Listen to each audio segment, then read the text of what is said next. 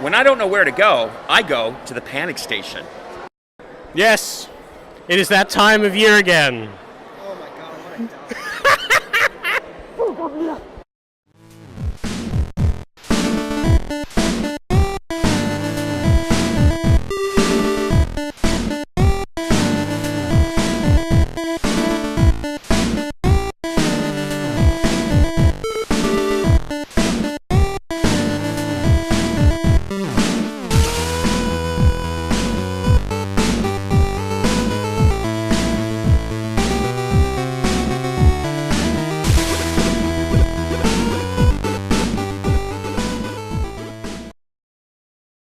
Hello, everybody, and welcome to today's episode of Panic Station. We're going to be doing something way different because I don't have a script in front of me. So, I didn't plan anything out. But we're going to talk about Corner Brook, Newfoundland's West Coast sci-fi and comic book convention, Atlanticon. Yeah. And I'm looking at the website right now, and it says Atlanticon 8, so I guess it was Atlanticon 7, but I think it was Atlanticon 8 and next year's Atlanticon 9. I think they got it wrong. Give me a second to check. Yes, it was 7, so that was Atlanticon 7, and it happened 2 months ago, must be, but since I didn't have any of this lovely goodness around, my face. Look, there's a severed head. Because Ethan, I wanted to make this the first episode that I did, but Ethan said that I should release a video first, and that was in editing for a long time. Anyway, so here I finally am to talk about Atlanticon 7. Yeah, okay. Friday. So, Friday, I hopped in my car, it was pouring, raining, and I drove to pick up my friend, Alex, from the hill. It was a hill. Not Curling, Massey Drive, that's the one. And water main broke. So, there was no way for me to get to his house, so I parked the car at a bus stop, which was not smart, but I didn't get a ticket. And then I sprinted through town looking for him, and I couldn't find him, so I left, and I got there like half an hour late. And I was very pissed. But that's fine, because I texted him, and he was like, I didn't want to go anyway, first day. So he got there fine the second day. I missed the opening ceremonies, but that's fine. That's all right. I didn't get to see Fat Apollo say whatever he said. And I did not go to the first panel, but I walked around a bunch, took some pictures of some of the cosplays that I saw. I'll just be throwing up pictures of cosplays while I'm talking so that I don't have to do the little animation all the time. And then I went to a panel about video game emulation. And I took a video of that. So here you go. Here it is right now. Video, maybe. Go. So what is emulation exactly in regards to video game and console emulations, where software is used to duplicate the function of hardware? So, in the early days, emulation was usually imperfect to a degree. Like, you could sometimes get sound, sometimes couldn't, screens would glitch out, etc. And, it was mainly, the domain of desktop computers. So you would get back like 20 years ago, like some of the computers that I have on display down there, you would be able to play like NES games, Sega Genesis if you were lucky. So I myself, back about 20 years ago, I was in high school and I was just getting to learn it myself. And I actually learned about it at my local library because the local librarian there actually was a fellow geek, and he was showing me about emulation. And I had a Nintendo, but I had like 3 games, and he showed me like where you download all these games I put them for free, and I thought this was amazing. And so, this brought me to my very first experience, which was the emulator nesting. I don't know if anybody here ever heard of it or encountered it. Yeah, it has a bit of a rude name to it, but you could run it in DOS or Windows 95 and basically go on any of these sites and download onto a floppy or whatever and play it off there. And like it would run, it was pretty decent. It couldn't run everything quite good. Sometimes you get a little bit of screen glitching. There's some games that had like digitalized sound that wouldn't work, but it was good. You could sit down and play these games that you were playing like 10 years before for free. But then, you know, exactly why it was awesome. Like at the time, you could still buy Nintendo games in the store for like 20, 30 bucks sometimes, second hand or whatever, but you could just sit down, you had an internet connection and a little bit of patience, you could download the games yourself, play them on there, and just, I would be up to like 4 o'clock, 5 in the morning playing. And it was just amazing. I didn't have to pay a cent for these games that when I was a kid were like $50, $60, $70. All right, yeah, that's interesting. Video game emulation. There's a picture of a Raspberry Pi, and yeah, so that was interesting. Personally, video game emulation is one of those things that you know, it seems a bit too much to get into right now. I'm got my plate full with all my other hobbies. I just got into collecting BB guns, and that's not.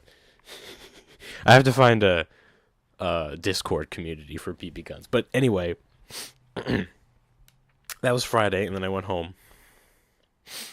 And then Saturday, I couldn't drive myself to the convention, so I got my friend Taylor to drive me there, and we were behind this extra thick with 2 C's car, and it's up on the screen now, and it was hilarious.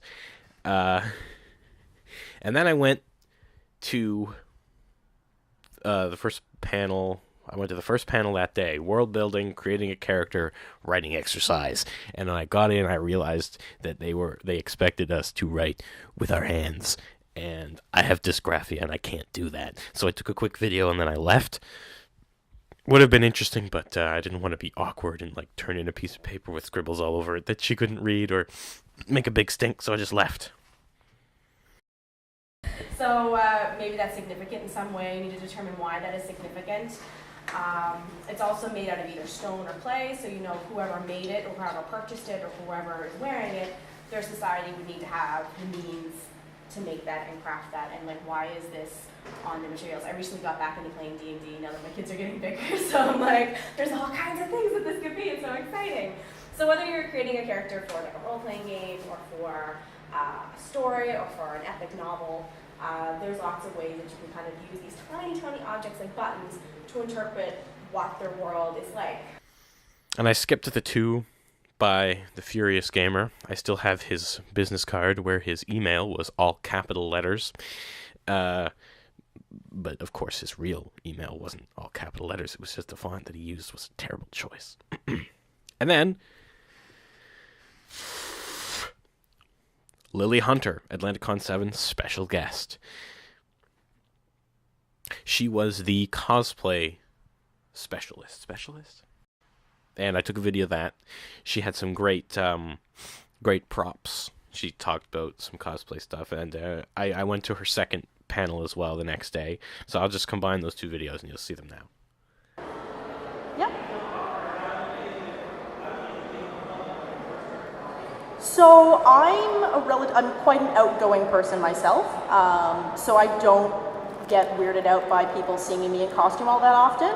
I do get the strange looks because a lot of the photos that I've taken for my prints are in like just downtown St. John's. So I'm walking downtown dressed as Vi from League of Legends with big gauntlets, and you get a lot of weird looks. And sometimes you get like the awkward interactions of people coming up and being a little too like up in your business. Thankfully, you know, I usually dress up as badass characters, so that doesn't happen too often, big weapons. But I usually humor people a lot. A lot of my friends also will dress up as Disney princesses, where depending on who you dress up as, you attract different clientele. So if you're dressed up as a Disney princess and you don't like being around kids, maybe don't dress up as a Disney princess all that often, because you'll have lots of kids coming up and expecting you to be that person. So it's trying to adopt kind of the character and not disappointing the fans a little bit there. And then I immediately went to Artist Anatomy. I'm not an artist, but it was an interesting thing to see. And the guy drew a little stick man that's on the screen right now, and the stick man was funny. I took a video. I might put that up, but I think it might be a bit boring. No discredit to Kevin Kendall. Mike Feehan was next. He's a comic book artist for DC Comics, and he does Snagglepuss, the comic, and that was interesting. Here he is now.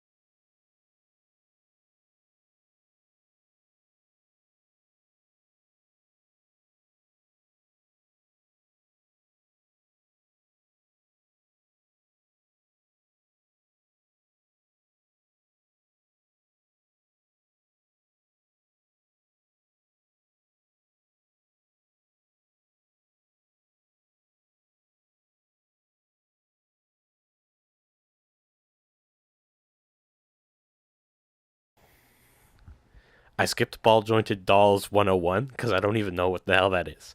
And then I went to Carla Perez's panel. She played Rita Repulsa on Power Rangers, which I've only watched 3 or 5 episodes of, and they all look pretty much the same to me. But hey, I'm not bashing your childhood show, man.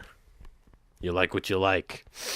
She was pretty cool. She had some stories. I went to her second panel, and she basically said the exact same things she did in the first panel. So here's the first panel video I took. Do I talk to any of the cast still? Yeah, the funny thing is, that now that cons are a very big thing, I had been out of it for a while because I started my family, my daughter, and then all of a sudden I started doing cons, and I'm running to everybody, and it's like we haven't been away for that long, because I guess once you're a family, you're a family, and you just pick up from where you left off. And yeah, I run into people all the time. We do different cons, and every once in a while we end up in the same con.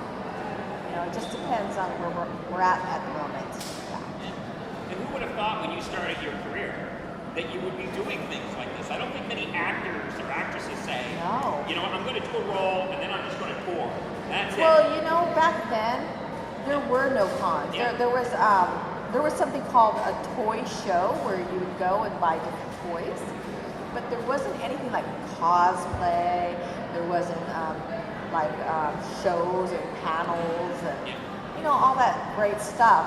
But I think it's something that just happened in the past like less than 10 years. I think. Yeah, and we would have never. We always talked about it. We would have known that, you know, people would want to still, you know, keep it going, because we kind of understand back then our fans were all kids, so we can't really meet them because, you know, they're kids. Are they going to drive to the con? They're going to drive to come meet you? It was up to them and their parents. But now that the fans are older, they can do what they want, and they want the cons, and they want all their favorite shows and, you know, comics to come out, and they want to be able to interact and just have a good time. And then the staple of Atlanticon, Fat Apollo's story time. Yes, where Fat Apollo tells humorous stories about his life. I've heard all of his stories, but every year he comes up with a new one that I haven't heard before. And this time it was 13 plus. Usually they're 18 plus. And here is a video of that because it's interesting. Well, I see a lot of new faces here. See some old ones too. So I thought the old faces would kind of know better, but I guess you're back for more. A little bit of a change to the format. Because it is a bit more of an open venue, I can't curse as much as I normally do, so it will be a little bit more PG rated, because we don't want to be saying bad words, so I won't be doing that. So anyway, welcome. It's great to be back in Corner Brook, one of my favorite cons of all time. And I was saying it to people earlier, for some reason, it has way more stories that come out of this con than any other con. Yeah, it should be, I don't know if that's a good thing or a bad thing, to tell you the truth. So normally, you know, I sing a warning song. I can't sing the warning song. So I can't do it. It will get shut down. So what I'll do is I'll sing a modified version. And if you know it, you know to replace that word with F. Okay? Everybody knows that. So, you know, anybody be going rogue on me and cursing and getting me kicked out. Okay? So here we go. So the song goes like this. It goes, "This is the content warning for the show. Here is something that you might like to know. The following contains adult themes and strong language, so F F F F F F F F F E F O F F F F F F F F F F." Now we all know that was not the way it normally sounds. So it does have a bring back the original. Boo. So anyway, got lots to talk about. What should I start with? I know what I'm going to start talking about. I'm going to start talking about my time in the Navy. All right, so some of you have heard all these stories before. Some of you heard none of them. Tough beans, you hear them all. Okay, so I was once on a minesweeper. We went to Prince George. And I was in charge of a whole bunch of young midshipmen. These are people that are trying to become officers.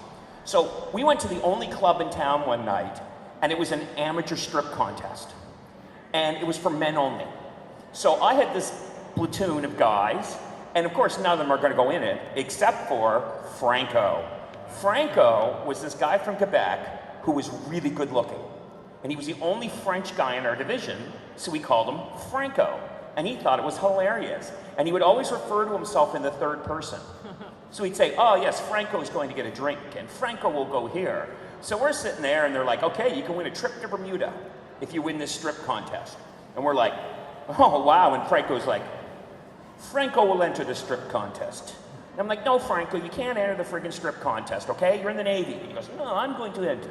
So off we go. Now, it's a normal strip club at night too, right? So it's got a shower and a pole and all that stuff like that. And the first guy goes up, and the first guy is obviously a joke.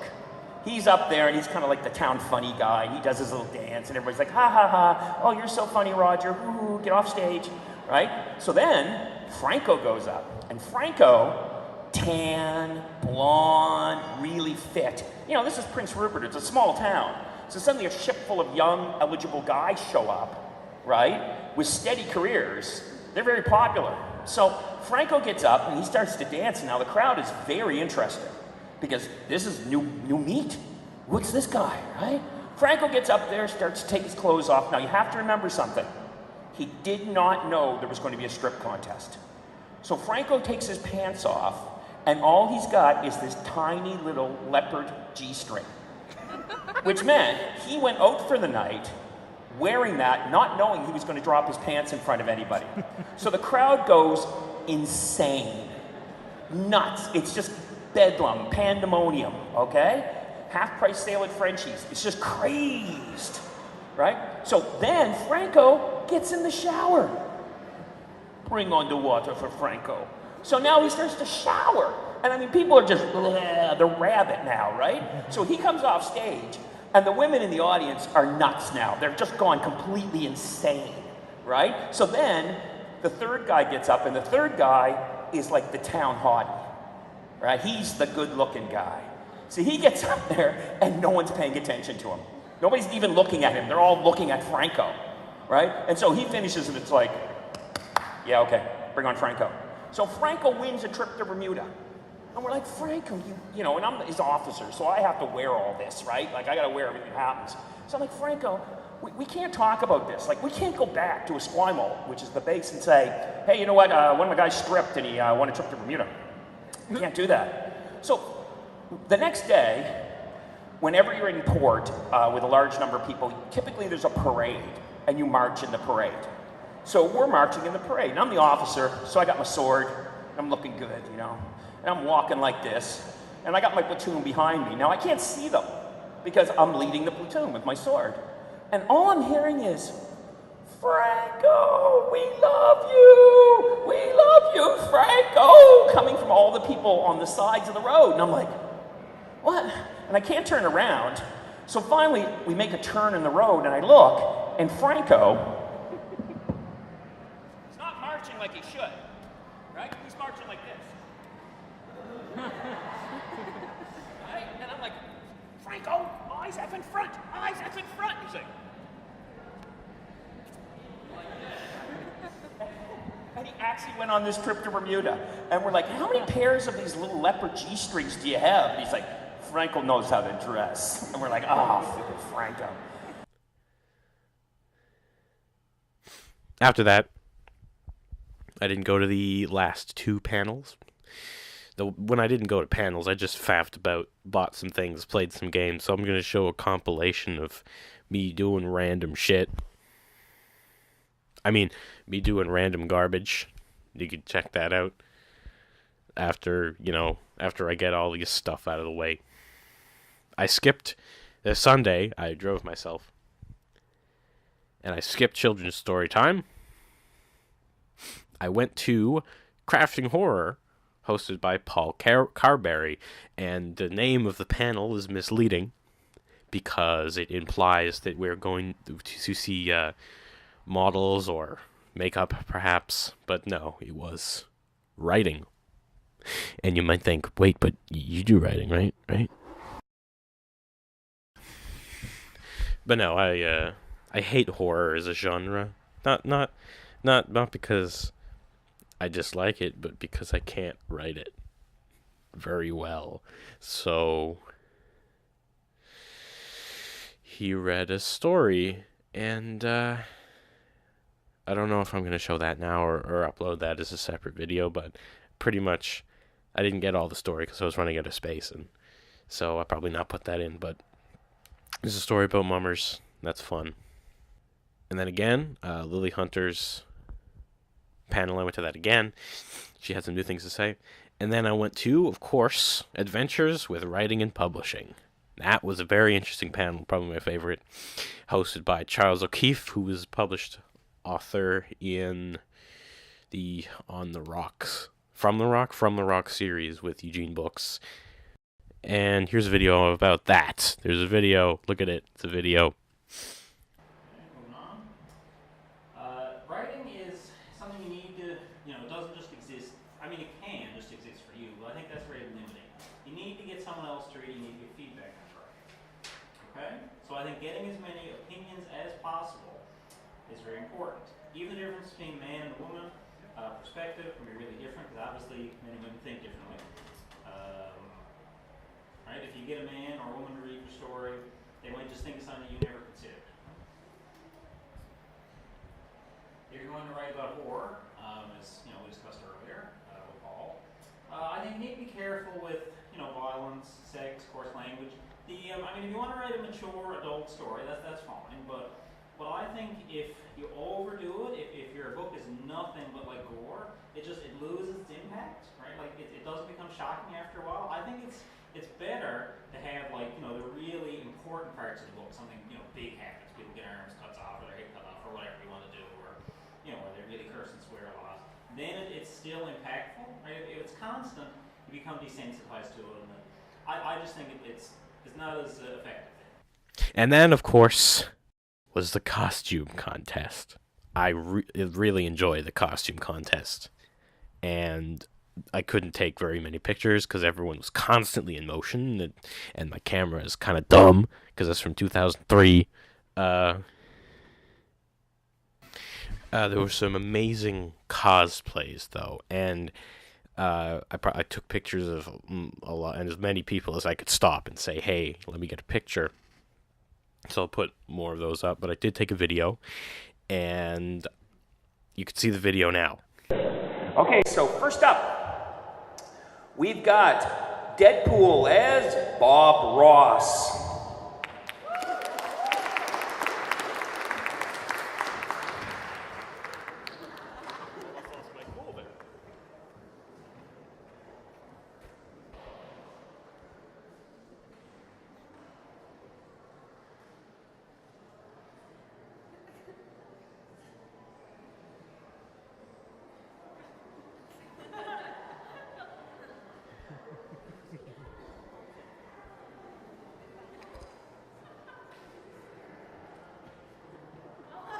Oh, a beautiful drawing by Bob Ross. Thank you very much, Deadpool. And I think that pretty much shows the limit of his talent. But a very fine drawing. Uh-oh, now he's mad.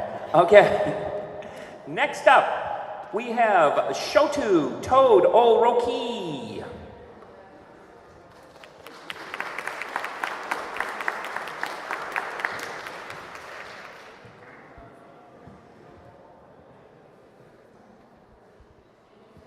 Awesome. Turn around, let everyone see everything.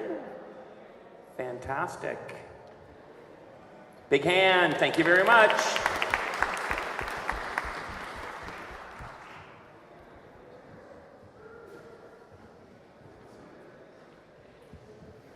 Okay. Next up, Toby Ochaiha.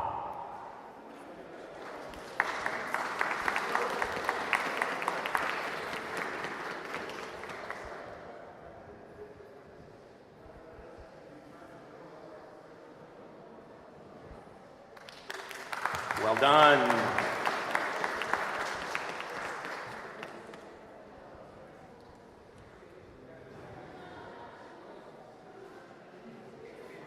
And now we've got Asuna Yuki.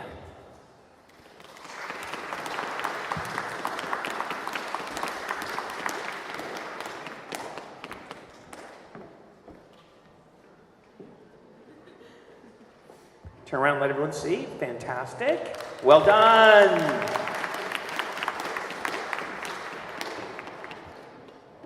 And the final contestant in the presentation category is 0.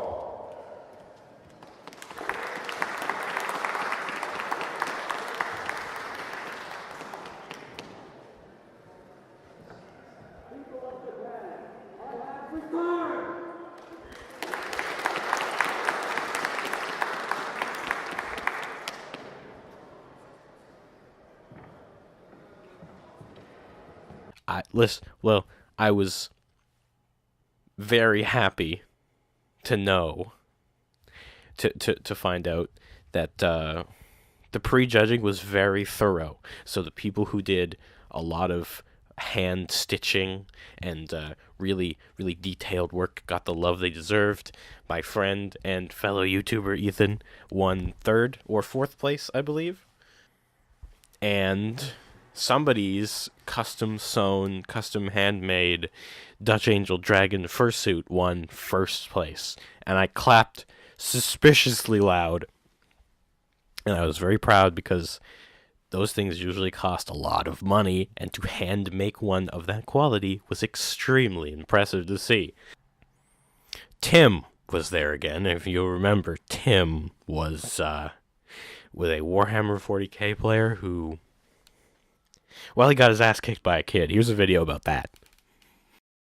But I'm fighting custodians of all things. So yay. After your crippling defeat to this child here last year, do you think, are you optimistic about your chances of winning?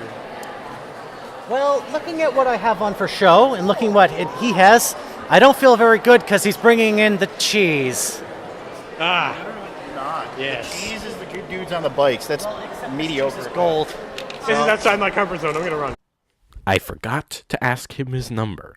Again, I'll have to do that next time. I really want to keep in touch with Tim. Tim's a cool guy. He seems fun. If you're out there, Tim, hi. Yeah, my friend Devin was dressed up as a Stalker Shatter of Chernobyl character, and he was wearing a Halo jacket.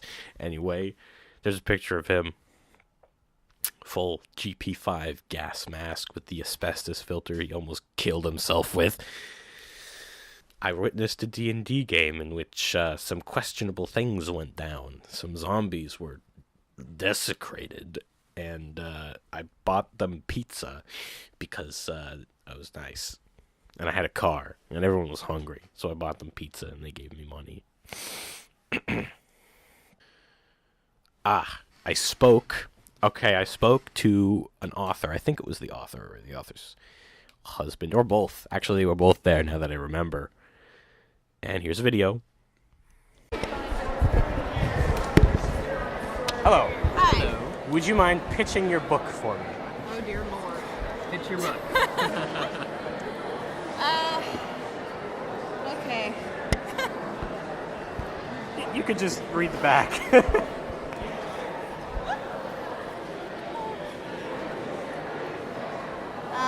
What do you want to hear exactly? Sell me on the book. It convinced me to buy it. Okay.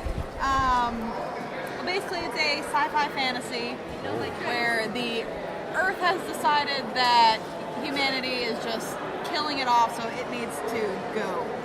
And so the Earth itself made a disease that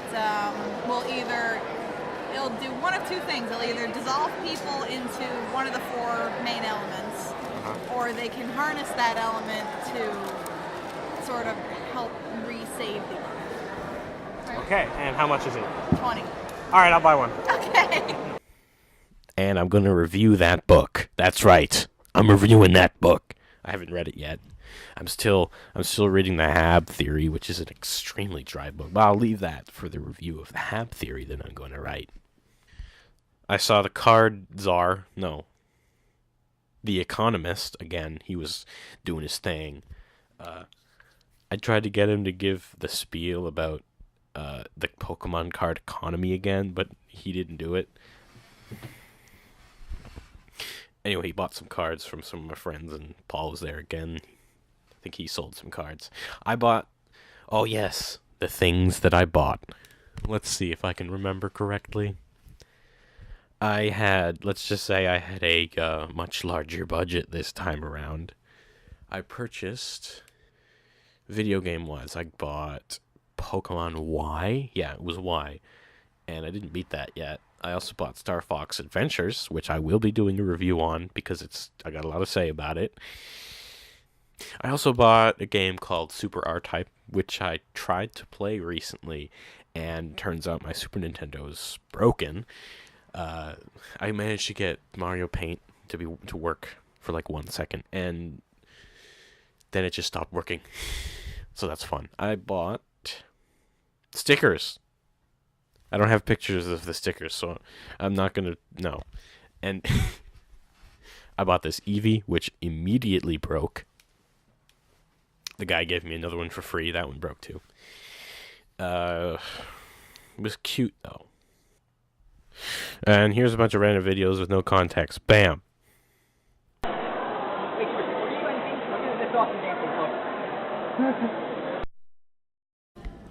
Oh, look who it is. Hi. Completely unaffiliated YouTuber Ethan Ainsworth. Yeah, wow. You know, I love the Panic Station. I love all of their videos. Oh boy. Knights of Marvel podcast hosted by Ethan Ainsworth. No. Sundays. Are you plugging your own podcast? I sure am. Oh boy, big time YouTuber, very close. Big time YouTuber Ethan Ainsworth loves This is the Diablo Ultimate Edition, I think. Okay, bottle openers are gonna work. I paid $140 for this. Yes, and plastic, my one weakness. You have something? Hold on.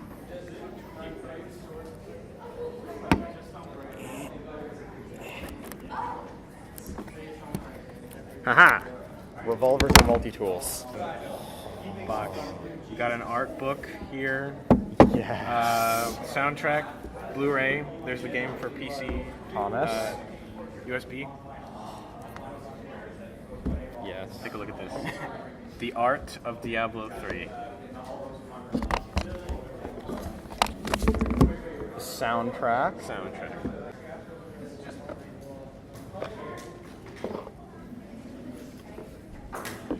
Fucking yeah, boy. Wait, what? Yes. Okay,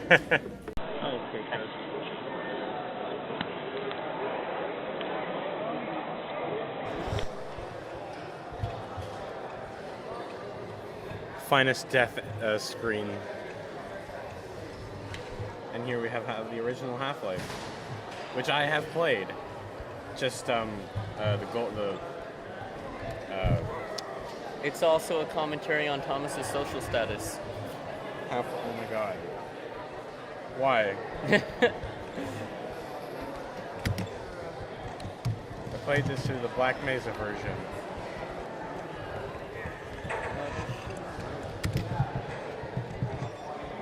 Okay, I'm just gonna systematically go through every letter, and then if that doesn't work, I'll try something else. Did you try clicking the mouse? Yes. Will these work for direction too?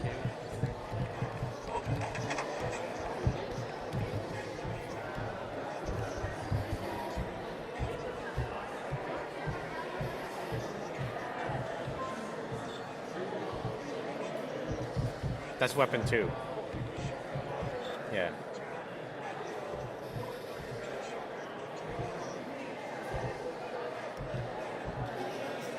What control is the fire button? Okay. Yeah, that's not at all awkward. Well, that was fun, wasn't it? Holy crap. Just 24 minutes of me rambling. Next video. Stay tuned for either a movie or a book. I don't know which one. Probably a movie or TV show.